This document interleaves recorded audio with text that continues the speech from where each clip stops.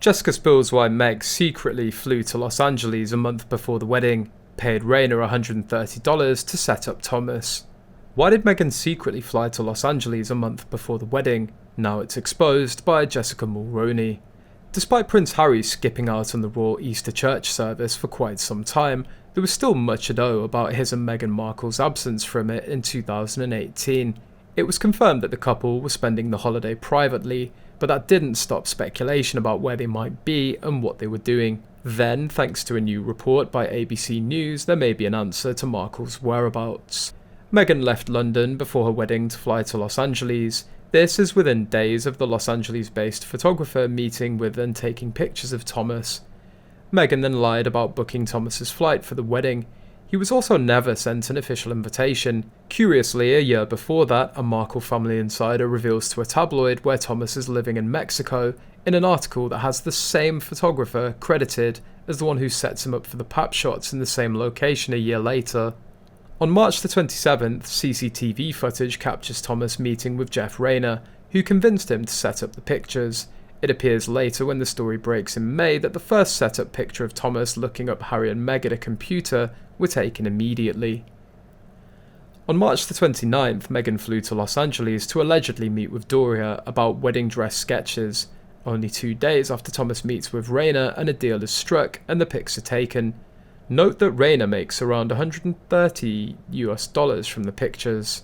So the truth is that Meghan flew out to Los Angeles to meet with Jeff Reyner under the guise of meeting with her mum, and then they planned everything. The story was released shortly before the wedding to cause maximum empathy for her. There's just no way of explaining the close timing of the TMZ leak. It had to have been her. There's no way that a royal wedding dress should still be in sketch stages a month beforehand. But also then, why would she need to be there in person versus over Skype, FaceTime, etc.? It was set up. On April the 4th, Omid Scobie gives an interview to Good Morning America. Notice how he talks about arrangements being made to fly Doria out. Notice how he talks about how Jessica has been instrumental in planning every detail of the wedding. Notice who he doesn't mention at all, Thomas Markle. Very odd, especially considering the scandal hadn't broke for another month. Conveniently right before the wedding. Moreover, Thomas Jr.'s letter claims that his father never received the official formal wedding invitation.